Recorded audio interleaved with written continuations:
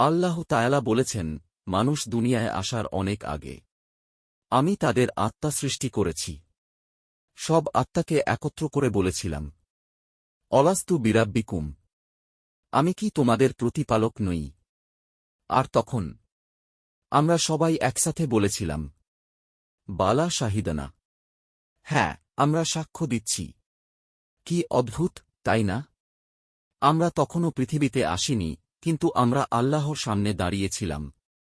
অনেক অনেক বছর আগে। এই পৃথিবী তখনও সৃষ্টি হয়নি, সূর্য, চাঁদ, পাহাড়, নদী কিছুই ছিল না।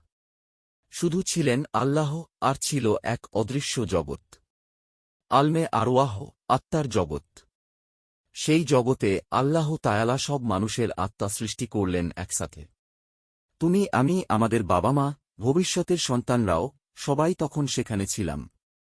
আল্লাহ বলেন, আর স্মরণ করো, যখন তোমার প্রতিপালক আদম সন্তানদের পৃষ্ঠদেশ থেকে তাদের বংশধরদের বের করেছিলেন এবং তাদের নিজেদের উপর সাক্ষ্য দিয়েছিলেন, বলেছিলেন, আমি কি তোমাদের প্রতিপালক নই? তারা বলল, হ্যাঁ, আমরা সাক্ষ্য দিচ্ছি।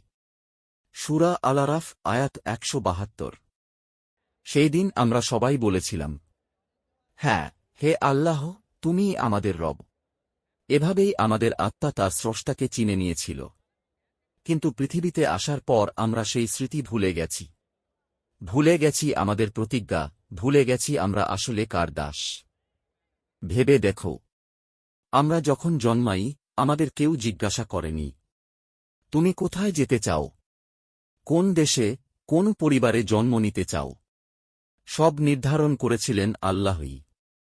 আমাদের আত্মা তখন থেকে অপেক্ষায় ছিল, কখন পৃথিবীতে পাঠানো হবে। যখন সময় এলো, আল্লাহ এক একটি আত্মাকে এক একটি শরীরে পাঠিয়ে দিলেন, এক একটি পরিবারে, এক একটি দেশে। একটা নবজাতক যখন জন্ম নেয়, তখন মনে হয় যেন এক নতুন প্রাণ পৃথিবীতে এলো।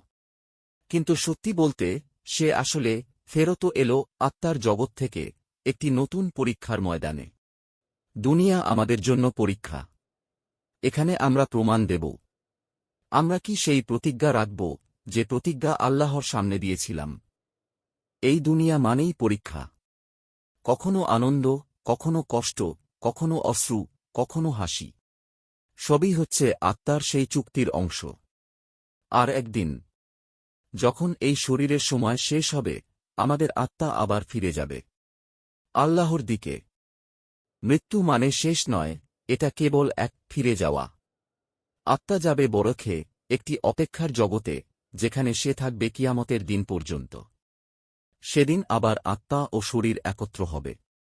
তারপর শুরু হবে আসল জীবন, চিরন্তন পরকাল। যদি আমরা পৃথিবীতে আমাদের প্রতিজ্ঞা রক্ষা করতে পারি, তবে আল্লাহ আমাদের ফিরিয়ে নেবেন তাঁর জান্নাতে। সেখানে থাকবে না মৃত্যু, না কোনো দুঃখ, না কোনো ভয়। শুধু থাকবে শান্তি, ভালোবাসা আর চিরস্থায়ী আনন্দ। তাহলে এখন তুমি নিজেকে প্রশ্ন করো, তুমি কাকে ভুলে গেছ? তোমার আত্মা আজও আল্লাহর সাক্ষ্য মনে রাখে, কিন্তু তুমি কি মনে রেখেছ? যদি এই গল্প তোমার হৃদয় ছুঁয়ে যায়, তাহলে ভিডিওটিতে একটা লাইক দিও, কমেন্টে লিখো, আমি আল্লাহর সাক্ষ্য মনে রেখেছি। আর অবশ্যই চ্যানেলটি সাবস্ক্রাইব করো, যাতে এই রকম বাস্তব, হৃদয় ছোঁয়া ইসলামিক গল্প তুমি আর না হারাও।